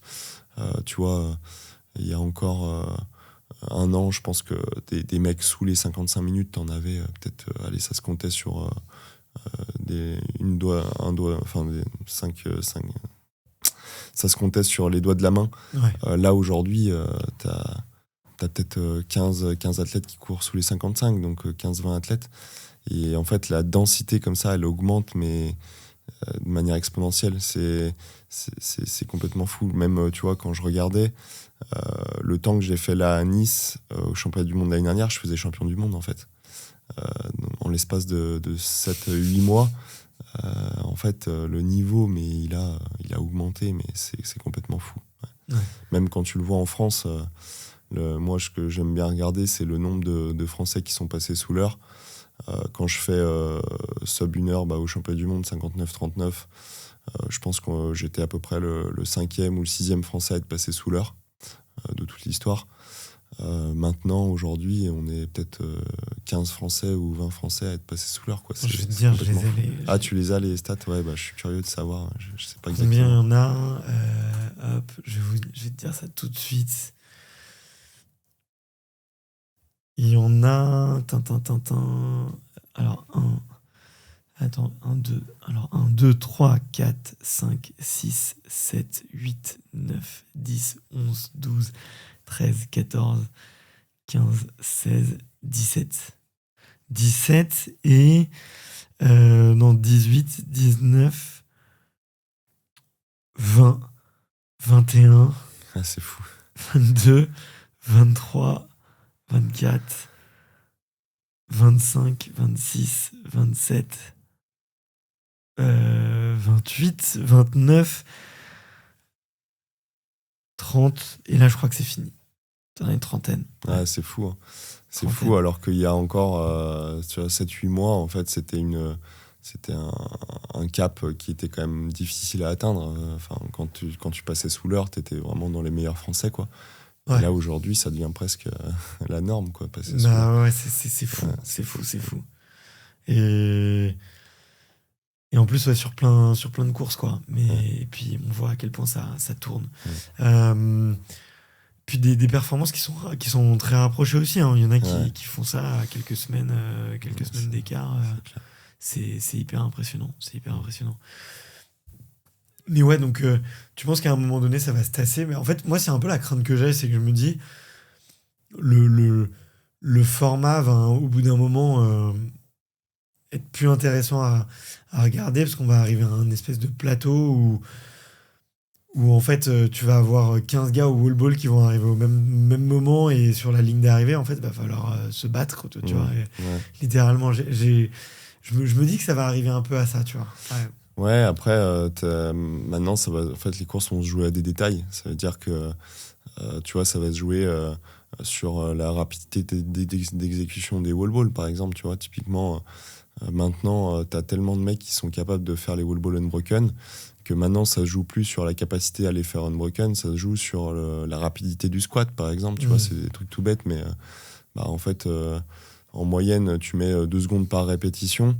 Le mec qui est capable de descendre à 1,9 secondes, il va gagner 1/10 à chaque rep. Donc 1/10 fois 100, c'est énorme, en fait, la différence que tu peux faire. Et ouais, non, je pense que petit à petit, ça va vraiment se jouer à des détails. Et on le voit, la densité, mais maintenant, c'est stratosphérique. Et on atteint tous des niveaux qui sont quand même très élevés et très rapprochés, tu vois. Je pense encore au breakfast, enfin, le Winter Games samedi, tu vois. C'était marrant parce que jusqu'au burpees, en fait, en 30 secondes, on est 7-8 en 30 secondes, quoi, sur la course. Et ça se joue à rien, c'est hyper dense. On était 4 sur la même ligne, sur les burpees, on avançait comme ça, côte à côte. Et en fait, on est tous tellement entraînés, optimisés et tout, que ouais, maintenant, ça se joue à des petits détails et à celui qui craquera le plus tard, quoi. C'est souvent ça. Est-ce que tu penses qu'il y aura plus de stratégie aussi, un peu comme au triathlon, tu vois, où tu vas avoir des départs un peu groupés, ou tu as des espèces de petits paquets. Alors, le format, il est beaucoup plus fragmenté, tu vois. Mais justement, où tu vas avoir des petits groupes qui vont se former avec, tu vois, ce genre un peu de format, avec un peu plus de stratégie, du coup. Ouais, je pense que ça peut le faire inconsciemment, en fait. Tu peux le retrouver parce que, mine de rien, en fait, t'as pas forcément d'intérêt de drafting ou de choses que tu peux avoir par exemple en vélo, tu vois, tu l'as un peu en run mais ça c'est très minoritaire, mais par contre tu as ce côté où en fait en début de course quelqu'un qui est peut-être un peu moins fort qu'un adversaire, bah, il va peut-être partir un peu plus vite pour essayer de justement garder le contact sur la tête. Mais par contre, c'est surtout sur la deuxième partie de course où là, bah, les écarts ils vont se faire et la différence, elle va se faire, quoi. Donc ouais, c'est plus ça. Ok. Je préviens que j'ai un tout petit peu de retard et on enchaîne, mais ouais. Mais en tout cas, c'est intéressant. Toi, tu préfères quand il y a beaucoup, beaucoup de densité? Tu vois, justement, une course comme les championnats du monde, tu t'aimes bien, ou tu préfères, tu vois, à la limite, vous n'êtes pas beaucoup et faire ta course un peu tranquille? Ouais, bah je pense que les deux sont intéressants. Tu vois, moi typiquement à Amsterdam, quand je fais 57-21, où je fais quand même une très bonne course, j'étais tout seul dans ma vague en fait. J'étais vraiment tout seul, ça veut dire que j'avais aucune adversité. J'étais tout de suite en tête et parce que j'étais dans la dernière vague en fait. Donc là, en fait, ça m'a permis de faire ma course. C'est-à-dire que j'ai géré ma course à ma main. Je suis parti plutôt doucement, etc. Enfin doucement, c'est relatif, mais je suis pas parti trop vite, etc. Et à contrario, tu vois, une course comme à Nice où en fait j'ai fait toute la course avec Alexis où on s'est tiré la bourre. Bah en fait, t'as vraiment deux physionomies de course différentes.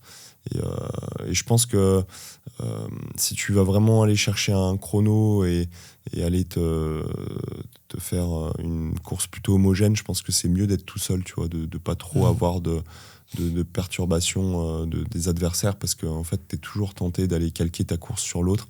Et des fois, ça peut te mettre des fois un peu trop dans le rouge à certains moments.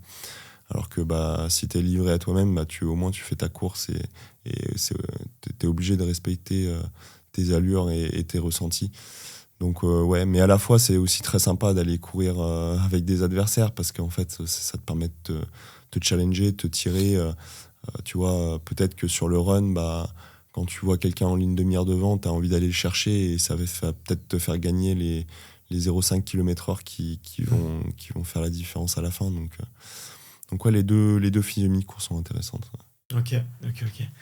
Bah écoute, merci Quentin. Je crois qu'on a bien fait le tour, hein. Franchement, Ouais. c'était bien chouette.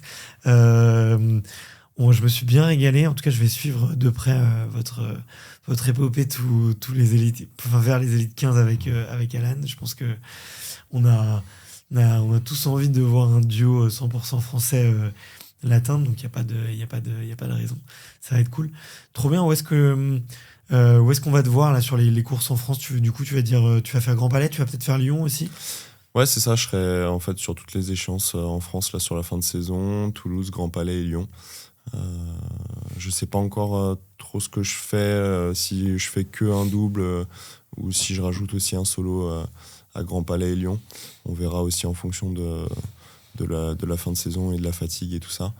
Mais ouais, j'adore courir en France. En vrai, c'est toujours quelque chose de particulier. J'adore voir un peu l'atmosphère, le public français et les amis que je revois aussi sur les courses en France. Donc vraiment, j'adore. J'adore par rapport à des courses à l'étranger. Ça n'a rien à voir. Tu te sens un peu à la maison à chaque fois, quoi. Ouais, c'est sûr qu'on fait partie des profils un peu privilégiés, quoi. Quand on court en France, on se sent particulièrement à domicile. Ouais, c'est ça, c'est clair. C'est vrai, à l'étranger, t'es un peu paumé, personne te connaît. Ah oui, c'est ça. C'est ça. Mais ça permet aussi d'être tranquille. Oui, alors parce que toi, tu consommes de l'énergie. Hein. Franchement, je te voyais là sur le donner des interviews à droite à gauche et tout. Ça aspire aussi un peu de jus quand même. Ouais, c'est clair. C'est clair, surtout à Nice, parce que du coup, mon sponsor Trent Sweetit était partenaire principal de l'Aerox à Nice, donc il y avait pas mal d'obligations aussi sur les 4 jours. Mais aussi, c'est vrai que ça peut coûter de l'énergie. Après, c'est des moments aussi privilégiés, c'est des moments que j'adore parce que c'est aussi du partage. Et je pense que on n'a pas la chance de connaître un peu ça tous les jours, parce que quand tu es tout seul à l'entraînement, t'es un peu en dehors de tout ça. Et là, le fait d'être un peu dans l'émulation, tout ça, c'est cool. Mais c'est vrai que le seul avantage de courir à l'étranger, c'est que au moins tu te focuses vraiment sur ta course et t'as pas de distraction, quoi. Ouais, ok. T'es loin là d'en vivre? On va dire que sur cette année, j'en suis encore loin quand même, parce que en fait, quand tu signes des contrats, t'es engagé sur 1 an. Donc en fait, quand j'ai signé l'année dernière, j'avais déjà pas le même niveau que j'avais aujourd'hui. Donc voilà. Après, l'objectif, ça va être d'aller essayer de renégocier là, les contrats tranquillement pour la prochaine saison et d'essayer de au moins pouvoir être plus tranquille sur les dépenses sur les courses, tout ça, parce que mine de rien, les voyages, ça coûte cher. T'as quand même, là, t'arrives pas à rembourser tous les frais associés au sport? Je suis à peu près à l'équilibre sur la saison. Quand je fais le bilan de ce que ça me coûte et de ce que ça me rapporte, je suis à peu près à l'équilibre. Mais voilà, je pense que je suis très satisfait aujourd'hui des partenaires qui m'accompagnent et de ce que j'ai pu négocier et signer sur la saison dernière, enfin sur cette saison-là en cours. Et je pense que je suis quand même très bien loti par rapport à d'autres athlètes par rapport à mon niveau, au niveau du sponsoring. Donc non, je suis pas à plaindre. Et puis après, j'ai quand même envie aussi de garder un équilibre et ce serait, enfin, même si je pouvais être full-time, je sais pas si je passerais le cap, parce que c'est aussi ma passion, la finance. J'adore ça. J'adore aussi avoir mon métier et penser aussi à autre chose que le sport. Enfin, pas consacrer toute mon énergie et tout mon temps au sport. Je pense qu'aujourd'hui, je suis pas encore tout à fait prêt à passer le cap, mais on sait pas. On verra ce que me réserve l'avenir. Pour l'instant, j'ai trouvé à peu près le bon équilibre entre les deux, vie pro, vie sportive et tout ça. Donc, on verra. Écoute, c'est tout ce que je te souhaite en tout cas. Merci beaucoup pour cette interview. Si vous êtes encore là, c'est probablement que vous avez adoré l'épisode. Donc, pensez à le dire à Quentin. Vous lui envoyez un petit message sur les réseaux, sur Insta. Vous vous abonnez à lui si c'est toujours pas fait. Et vous le remerciez pour l'interview, ce qui s'est déplacé. Et il est venu au studio pendant 1h30 pour être avec nous. Et puis, j'ai regardé une stat, je crois que vous êtes beaucoup, 80% à regarder la chaîne sur Spotify ou sur YouTube sans être abonné à Rox Evolution, donc pensez à le faire. C'est un petit clic pour vous, mais c'est beaucoup de soutien pour nous. Ça nous permet d'avoir des beaux studios, de trouver des sponsors, de recruter un peu des équipes et de faire du bon contenu pour vous. Donc vraiment, un tout petit clic, ça vous coûte rien, c'est gratuit. Et le croyez pas, ça a beaucoup d'impact positif, donc faites-le. Merci Quentin, merci d'avoir été là, et puis on se dit à très vite sur une prochaine course. On se verra sûrement à Toulouse. Ouais, ciao. Salut, à plus.